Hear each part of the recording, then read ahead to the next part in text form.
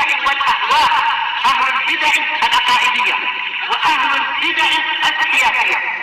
نقول بيننا وبينكم السلف، بيننا وبينكم الكتب، كان فيقول البدع بيننا وبينكم.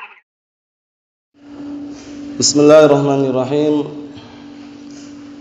الحمد لله الذي أرسل رسوله بالهدى ودين الحق ليظهره على الدين كله وكفى بالله شهيدا وأشهد أن لا إله إلا الله وحده لا شريك له إقرارا به وتوحيدا وأشهد أن محمدا عبده ورسوله صلى الله عليه وعلى آله وسلم تسليما مزيدا لا نبي بعده. Ikhwani fid din, azzani wa azzakumullah.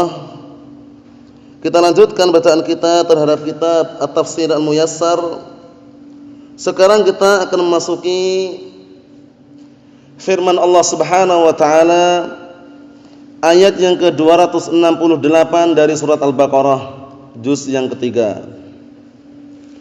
Yang mana ayat yang ke-268 ini menjelaskan kepada kita semuanya bahwasannya yang membuat orang itu khawatir fakir, khawatir miskin, takut fakir adalah setan. Jadi Allah Subhanahu wa taala sendiri menjanjikan kebaikan dan juga rahmat dari sisinya. Terus siapa yang bikin orang itu khawatir nanti fakir, khawatir nanti miskin? Setan. Oleh karena itu kita harus berhati-hati. Maksudnya bagaimana setan menghias-hiasi dan juga menipu manusia dengan dibikin takut fakir? Orang itu tidak mau sedekah, tidak mau infak, tidak mau menginfakkan hartanya karena takut fakir. Nah, itulah maksud yang diinginkan daripada setan itu menghias-hiasi atau membikin manusia itu takut terhadap kefakiran. Dengan cara apa? Tidak mau sedekah, tidak mau infak. Karena anggapannya kalau sedekah itu uangnya hilang, uangnya habis. Infak itu hartanya habis, hartanya hilang. Padahal apa? Padahal wa ma anfaqtum min khairin apa? Lafadznya itu fa innallaha yukhlifuh. Naam. Maka apa saja yang kalian infakkan berupa kebaikan, Allah Subhanahu wa taala akan menggantinya. Oleh karena itu tidak perlu khawatir, tidak perlu takut barakallahu fikum. Sedikit banyak yang kita keluarkan, nah barakallahu fikum berupa harta, Allah Ta'ala akan menggantinya. Namun setan itulah yang bikin orang itu takut sehingga tidak mau, tidak berani mengeluarkan hartanya di jalan Allah Subhanahu wa taala, yang akhirnya menjerumuskan manusia tersebut ke dalam al-bukhl, yaitu pelit atau bakhil atau barakallahu fikum kikir. Kita lihat barakallahu fikum, Allah Subhanahu wa taala berfirman, "Asy-syaitanu ya'idukumul faqra wa ya'murukum bil fahsya wallahu ya'idukum maghfiratan minhu wa fadla wallahu wasi'un 'alim." Naam. Artinya setan itu menjanjikan di hadapan kalian kefakiran. Maksudnya barakallahu fikum menampakkan di hadapan kalian itu kefakiran. Wa ya'murukum bil fahsya, dan memerintahkan kalian dengan perbuatan-perbuatan keji setan. Perbuatan keji, mau perzinaan, perjudian, barakallahu fikum, atau yang semisalnya. Kemudian Allah Subhanahu wa taala, wallahu ya'idukum maghfiratan minhu wa fadla. Sedangkan Allah Subhanahu wa taala menjanjikan di hadapan kalian ampunan dan juga karunia. Karunia, keutamaan itu berupa apa? Dilipat gandakan pahala ketika orang bersedekah, berinfak. Namun jangan sampai kita muncul anggapannya, wah anak enggak punya uang, enggak bisa sedekah. Itu keliru. Sudah kami sebutkan berkali-kali ya. Sedekah itu tidak selama-lamanya dengan uang ya. Sedekah terkadang dengan ucapan yang baik juga sedekah, ya kan?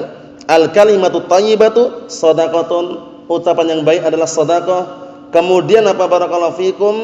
Banyak sekali imatatul adza 'anit tariq sedekah, ya kan? Menghilangkan rintangan, gangguan dari jalan, sedekah juga. Jadi walaupun enggak punya uang, enggak punya harta, barakallahu fikum, dia bisa sedekah dengan cara yang lain. Barakallahu fikum, Allahul musta'an. Kita lihat di sini barakallahu fikum, Wallahu wasi'un alim, dan Allah Subhanahu wa taala zat yang maha luas dan maha mengetahui. Ini adalah ayat yang ke-268. Kita lihat tafsirannya. Hadzal bukhlu wa ikhtiyarur radi' lis-shadaqah minasyaiton. Sifat pelit ini, sifat kikir ini, dan dia memilih barang yang jelek untuk sedekah, itu munculnya dari setan. Maksudnya apa? Alladzi yukhawwifukumul faqra. Yang setan itu menakut-nakuti kalian dengan kefakiran. Jangan dikasih yang baik. Kalau sedekah yang jelek-jelek saja, yang baik untuk kamu. Nah, itu bisikan setan. Nah, kita bersedekah walaupun misalkan barang bekas, tapi masih bagus, masih bisa dipakai, itu enggak masalah. Tapi dia benar-benar sengaja memilihkan barang yang jelek yang dia memang tidak mau. Sudah rusak, enggak layak pakai, itu barulah dikatakan apa? Sedekah yang tidak benar. Walaupun kemarin saya akan sebutkannya, walaupun terkadang orang itu sedekah dengan barang yang bagus, yang baru, tentunya lebih afdal. Kan gitu. Nah, seperti itu. Jadi di sini disebutkan apa? Sifat pelit ini dan memilih barang yang jelek untuk sedekah minas syaiton. Ini munculnya dari setan. Alladzi yukhawwifukum al-faqra. Yang mana setan itu menakut-nakuti kalian dengan kefakiran. Jangan takut. Semuanya sudah diatur semuanya. Ketika orang berinfak, bersedekah, itu justru dilipat gandakan pahalanya. Nah, barakallahu fikum. Seperti itu. Jadi Allah Subhanahu wa taala akan menggantinya. Akan melipat gandakan apa yang dia sedekahkan. Manakala sedekahnya apa kemarin? Ikhlas, mengharapkan wajah Allah Subhanahu wa taala. Kita lihat. Nah, wa yughrikum bil bukhl. Kemudian setan itu menipu kalian dengan bil bukhl, dengan apa? Dengan sifat pelit. Maksudnya bagaimana? Maksudnya menakut-nakuti kefakiran agar kalian terjerumus dalam sifat pelit ini. Karena takut fakir akhirnya pelit, enggak mau mengeluarkan hartanya. Padahal harta itu sudah ada ya. Harta itu sudah ada. Nah, barakallahu fikum, kalau dikeluarkan zakatnya ketika sudah masuk saatnya dan waktunya serta batasannya, semuanya ada. Nah, cuman setan ini membisiki terus, jangan, simpan saja. Itu hartamu. Nah, padahal apa, barakallahu fikum, padahal yang namanya harta itu masih terkalahkan dengan ilmu ya. Sebagaimana sebutkan para ulama, al-ilmu khairun minal mal. Ilmu itu lebih baik daripada harta. Kenapa? Li'annal ilma yahrusuka wa anta tahrusul mal. Karena ilmu itu yang akan menjagamu, sedangkan kamu menjaga apa? Harta. Ya enggak? Harta banyak kita harus jaga. Tapi kalau ilmu itulah yang menjaga kita. Sehingga apa? Dengan adanya ilmu kita bisa menjaga diri kita dan harta kita gitu loh. Tapi kalau semata-mata harta tidak bisa. Kan itu. Na'am barakallahu fikum. Jadi perlu diperhatikan. Kita lihat bisikan-bisikan syaitan yang terkutuk, apa yang dia lakukan. Wa ya'murukum bil ma'asi wa mukhalafatillahi ta'ala. Dan setan senantiasa memerintahkan kalian untuk berbuat maksiat dan menyelisihi Allah Subhanahu wa taala. Ini setan. Jadi hati-hati ya. Jerat-jerat setan sangat berbahaya sekali. Karena sudah kami sebutkan dan juga Allah Subhanahu wa taala firmankan mengenai apa? Langkah-langkah setan di dalam menjerumuskan Bani Adam itu sangat licik dan banyak sekali caranya. Paham ya? Wala tattabi'u khutuwatis syaitan. Jangan kalian mengikuti langkah-langkah setan. Na'amullahu musta'an. Karena ini tujuannya, ambisi setan apa ini? Menelantarkan kalian, memerintahkan kalian untuk berbuat kemaksiatan dan menyelisih Allah Subhanahu wa taala. Naam. Berikutnya, wallahu subhanahu wa ta'ala ya'idukum 'ala infaqikum ghufranan lidzunubikum wa rizqan wasi'an. Percayalah. Dan Allah Subhanahu wa taala justru menjanjikan di hadapan kalian terhadap infak kalian, harta yang kalian infakkan apa? Ampunan. Allah taala akan berikan ampunan terhadap dosa-dosa kalian dan rezeki yang luas. Jadi semakin orang banyak infaknya, semakin apa? Luas rezekinya. Semakin dia bersedekah karena Allah Subhanahu wa taala, semakin dilipat gandakan pahalanya. Ingat-ingat ya, bersedekah itu macam-macam jenisnya. Bisa dengan ucapan yang baik, ucapan yang bagus, bisa dengan perbuatan, menyingkirkan apa? Rintangan, halangan dari jalan, misalkan barakallahu fikum. Nah, bisa dengan cara apa? Bisa dengan cara harta diinfakkan, bisa juga. Sekarang kalau menyingkirkan, nah barakallahu fikum, bundukan apa? Bundukan semen di tengah jalan itu termasuk menghilangkan rintangan enggak? Biasanya kan di jalan gang-gang itu ada gundukan semen itu. Polisi tidur itu ya. Nah, barakallahu fikum, antum singkirkan gitu. Ini imatatul adhan tariq, ganggu orang jalan katanya. Memang jalannya terganggu enggak rasanya? Rasanya terganggu untuk ngebut tapi. Paham ya, kalau untuk kenceng enggak bisa, harus pelan-pelan di situ. Nah, dihilangkan itu. Termasuk sedekah enggak? Hah? Kenapa? Soalnya itu ada manfaatnya. Nah, itu memang peraturan, ada manfaatnya. Di antaranya biar jalannya tidak ngebut, kemudian ada anak kecil lewat. Tahu polisi tidur kan? Tahu?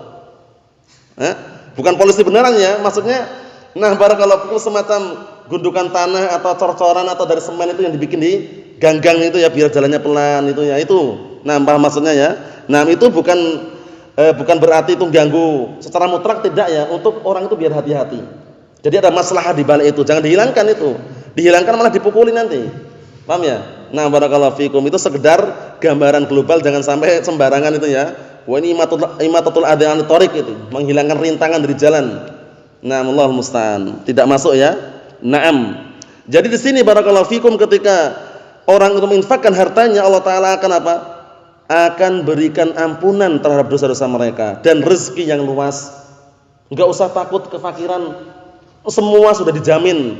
Semuanya sudah tercatat rezekinya masing-masing semenjak dia masih berada di dalam rahim ibunya.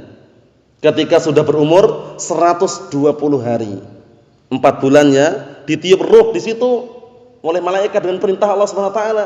Ditulis ajalnya, rezekinya. Dia nanti termasuk orang yang sengsara atau bahagia, bayangkan.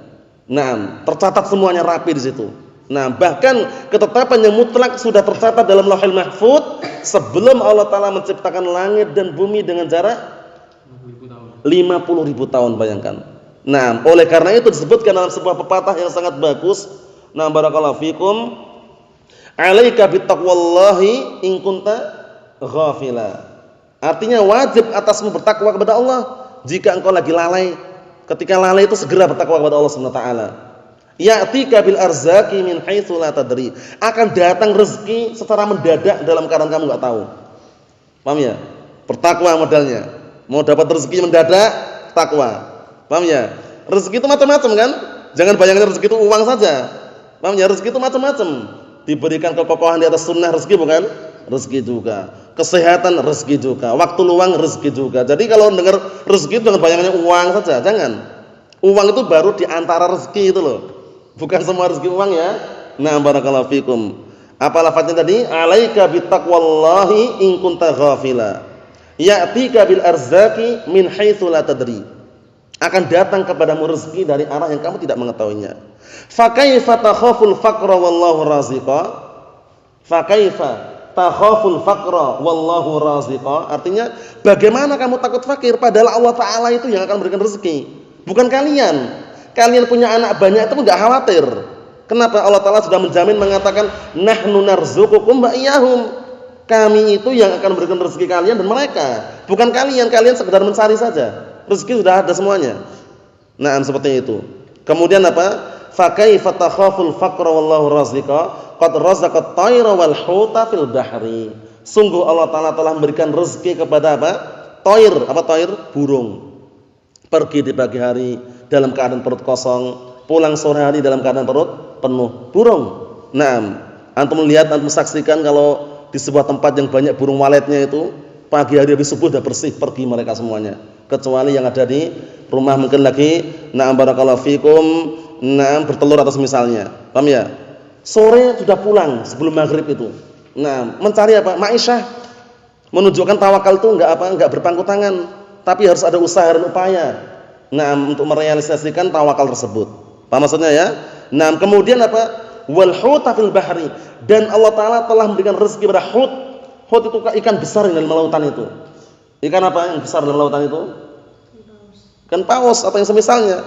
Itu makannya sehari berapa, bayangkan. Nah, kalau kita bayangkan dengan bayangan kita mungkin banyak sekali, tapi Allah taala yang memberikan rezeki, bukan kita. Oleh karena itu tidak perlu kita khawatir dengan kefakiran, sebabnya karena kita menginfakkan harta kita. Jangan khawatir, pasti akan diganti.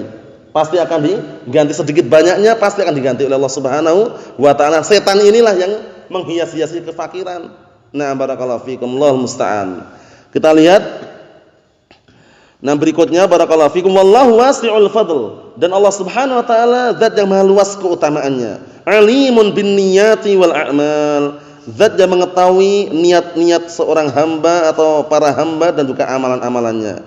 Jadi ingat baik-baik ya, bahwasanya orang ketika menginfakkan hartanya sedikit maupun banyak itu tidak membikin dia itu fakir, tidak membikin dia itu miskin, justru akan ditambahkan baik secara langsung maupun secara tidak langsung dengan seizin Allah Subhanahu wa taala. Semuanya Allah Subhanahu wa taala zat yang mampu. Nah, barakallahu fikum. Dan janjinya tidak akan apa?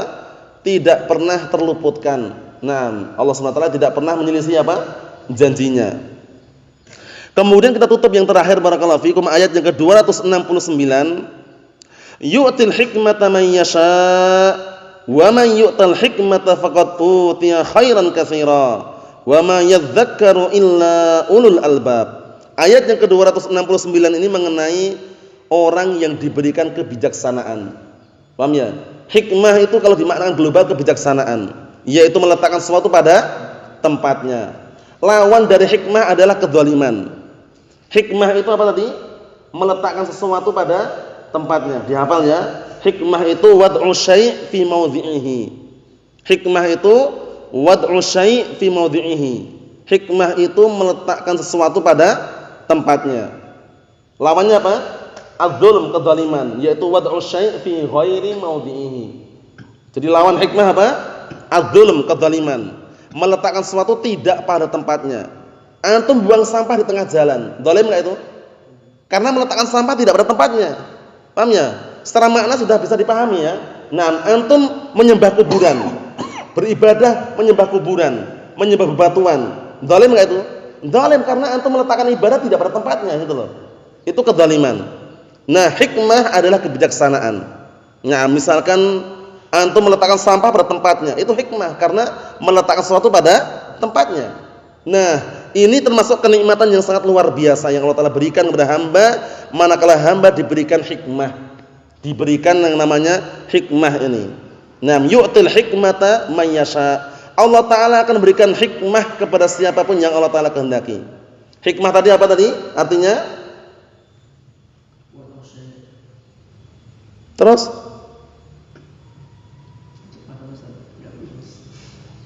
bahasa Indonesianya apa itu hikmah?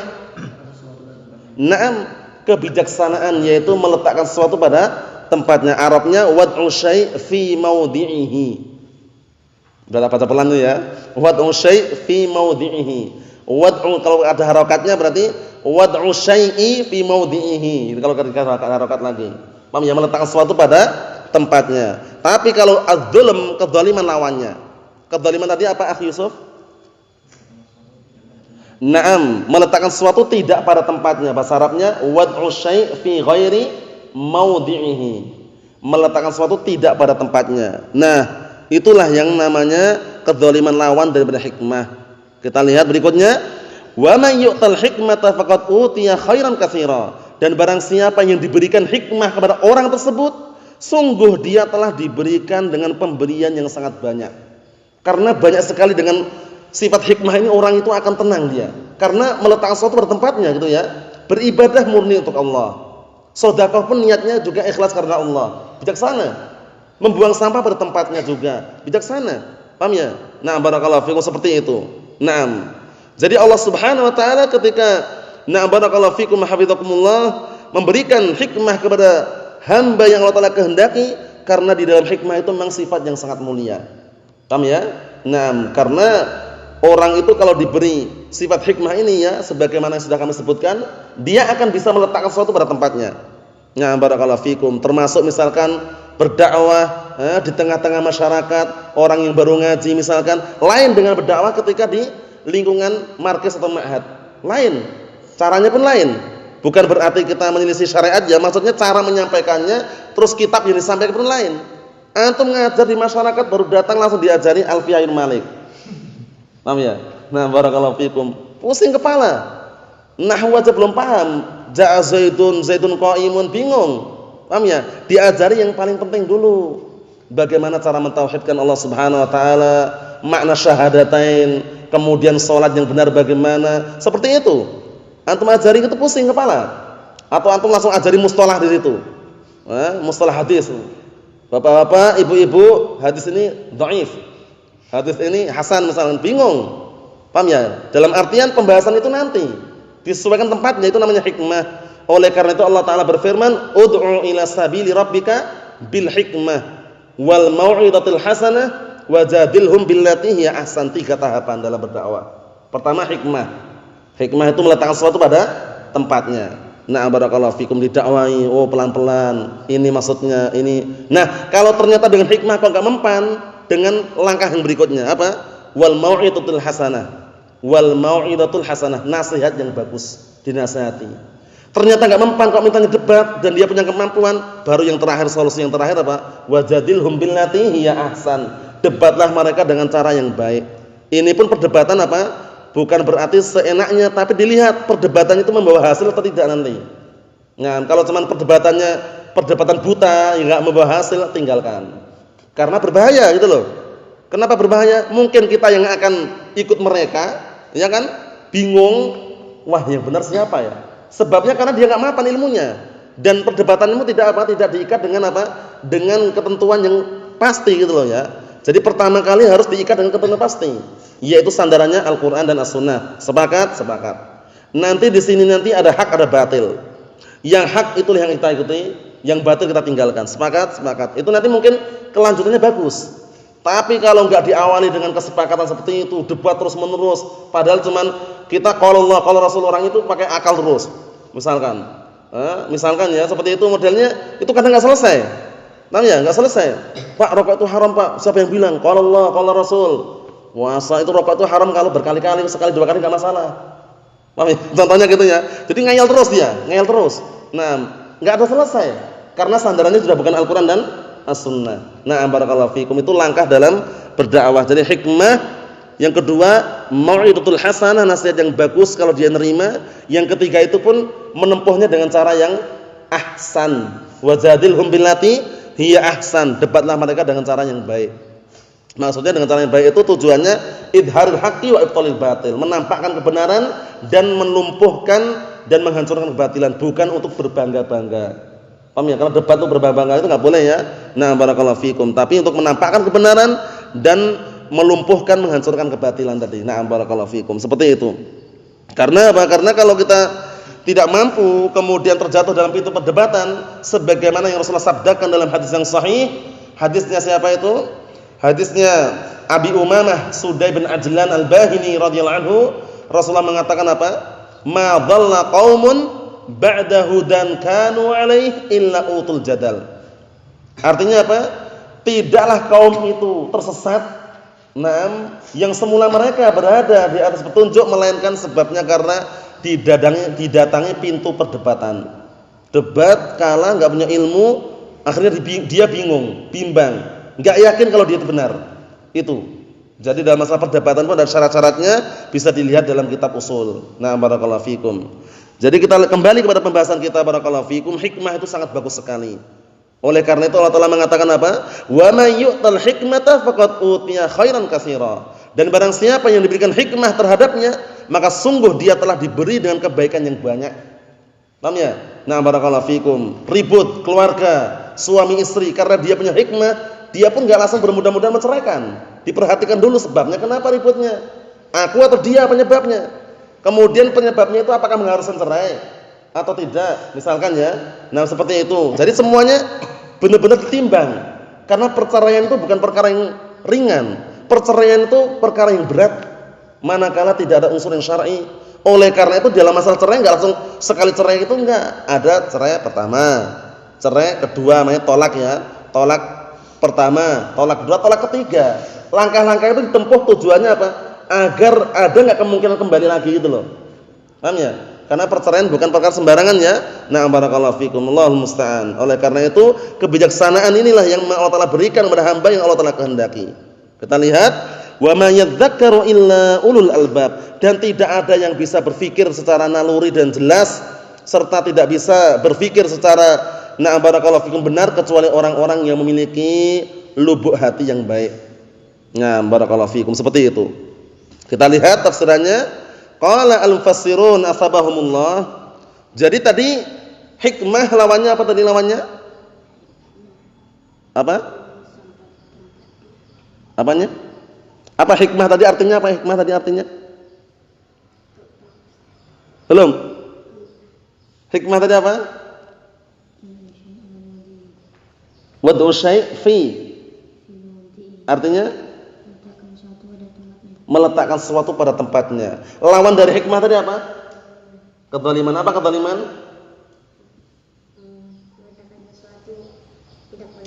Nah, meletakkan sesuatu tidak pada tempatnya. Nah, nanti dihafal itu ya Abdurrahman ya. Ayo na'am barakallahu fikum. Kenapa?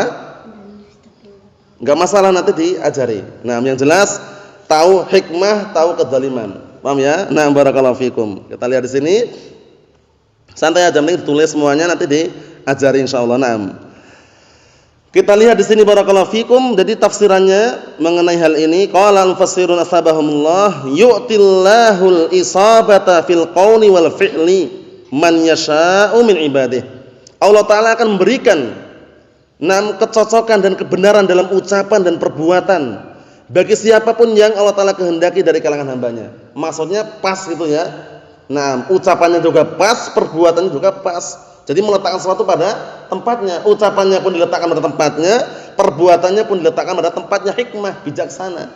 Di antaranya rajulun saleh, lelaki saleh yang dijuluki dengan memiliki hikmah siapa? Luqman al-Hakim. Ya kan?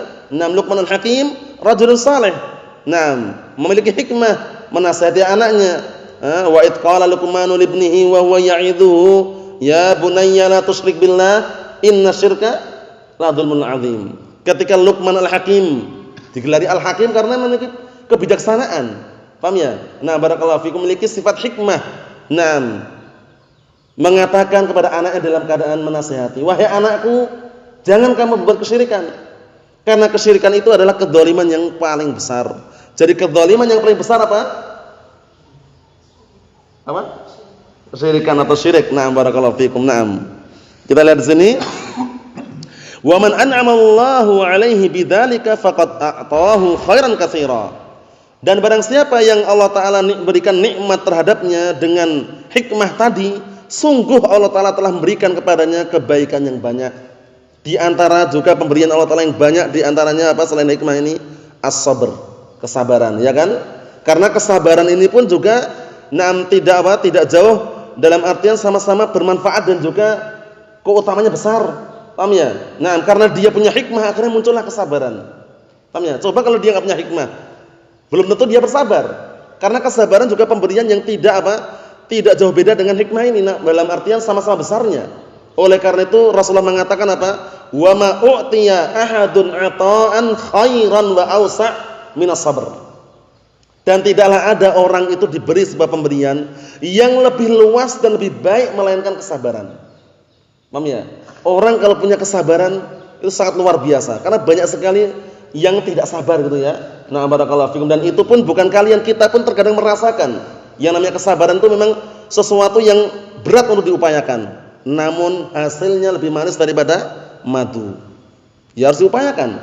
As-sabru murrun kasmihi madzaqatuhu lakin awaqibhu ahla minal asali. Kesabaran itu pahit sebagaimana namanya, pahit rasanya. Namun akibatnya hasilnya lebih manis daripada madu. Nah, barakallahu fikum, seperti itu. Karena as-sabr itu semacam tumbuhan atau tanaman, kalau di negara Arab sana digunakan untuk obat. Nah, barakallahu fikum. Nah, rasanya pahit, tapi hasilnya lebih manis daripada madu. Maksudnya hasil daripada obat tersebut dengan seizin Allah sembuh. Nah, kan lebih manis. Karena orang itu ketika sakit walaupun sekaya apapun, kalau sakit dikasih makan yang paling enak, rasanya enggak enak. Paham ya? Tapi orang yang tidak memiliki harta kecuali sedikit, tapi dia sehat, makanan yang mungkin sederhana, rasanya enak enggak makan? Nah, ini juga sekedar berkaitan masalah as-sabru tadi ya. Na'am barakallahu fikum. Kita lihat di sini, wa ma yatadzakkar hadza wa yantafi'u bihi illa ashabul uqul al-mustanirah bi nurillahi wa hidayatihi, masyaallah. Namun yang seperti ini keadaannya, yang mau mengingat seperti ini keadaannya, hikmah itu adalah pemberian yang sangat besar. Yang mau mengingat seperti ini dan mengambil manfaat seperti ini tidak ada kecuali orang-orang yang memiliki akal yang bersinar dengan cahaya Allah dan hidayahnya. Karena akal itu, nah barakallahu fikum, akan bersinar dengan apa? Dengan cahaya dan juga hidayah Allah Subhanahu wa taala, maksudnya adalah hidayatul ilm, hidayah yang berupa ilmu. Nah, karena dengan ilmu akan terkendali. Karena agama kita bukan dibangun di atas apa? Akal. Kalau seandainya agama kita dibangun di atas akal, misalnya apa? Hancur. Nah, misalnya hancur. Nah, oleh karena itu Ali bin Abi Thalib radhiyallahu anhu suatu ketika ada ungkapan yang dinisbahkan oleh beliau, nah mengatakan lau kana dinu birra'yi la kana batinul khufi aula bil mashi min a'la. Artinya apa? Kalau seandainya agama itu dibangun di atas akal, di atas pemikiran, dengan pikiran si fulan ra'alan, nah intinya dengan akal-akalan, niscaya bagian khuf itu adalah semacam kaos kaki terbuat dari kulit ya, yang Rasulullah terkadang ketika memakainya diusap bagian apa? Atasnya. Padahal yang kotor yang mana? Yang bawah. Kalau dengan akal mana yang kira-kira yang diusap seharusnya? Yang bawah. Tapi karena tidak dengan akal diusap atasnya gitu loh. Paham ya? Nah, oleh karena itu ucapannya bagus sekali tadi. Kalau seandainya agama itu dibangun di atas akal, niscaya bagian khuf yang apa? Yang bawah itu lebih pantas untuk diusap daripada atasnya. Tapi karena tidak dibangun di atas akal, akhirnya tetap kita mengikuti Rasulullah. Nah, maksudnya apa? Yang diusap atasnya. Padahal yang kotor mana? Bawahnya. Nah, apa tadi khuf tadi apa? Khuf tadi apa? Khuf tadi apa? Khuf apa tadi? Apa tadi? Kaos kaki yang terbuat dari kulit. Nah, semacam kaos kaki yang terbuat dari kulit. Di Arab sana banyak sekali ya, karena di sana mungkin terkadang ada musim dingin yang sangat dingin dipakai. Memakainya pun caranya pun enggak sembarangan, ada dalam hadisnya. Memakainya memasukkannya dalam keadaan kita sudah bersuci, berwudu, paham ya? Nah, kemudian dimasukkan. Kalau mukim berapa? Sehari semalam. Kalau musafir 3 hari 3 malam. Semuanya sudah ada aturannya. Khuf. Dikiaskan khuf itu seperti kaos kaki. Jadi kalau kita di sini mungkin enggak ada khuf ya kaos kaki. Itu kalau pakai caranya seperti itu caranya. Paham maksudnya ya? Na'am barakallahu fikum, ini sekedar sambungan daripada bahwasanya tidak ada yang mau mengingat bahwasanya hikmah itu pemberian yang paling besar dan paling luas kecuali orang-orang yang memiliki akal yang bercahaya atau akal yang bisa bersinar dengan cahaya dari Allah Subhanahu wa taala dan juga hidayah Allah Subhanahu wa taala. Nasallallahu as-salamata wal afiyah wa nasallallahu an yuwaffiqana lima yuhibbuhullahu wa yardah. Innahu waliyyu dzalik wal qadiru alaih. Subhanakallahumma bihamdika asyhadu an la ilaha illa anta astaghfiruka wa atubu ilaik. Walhamdulillahirabbil alamin.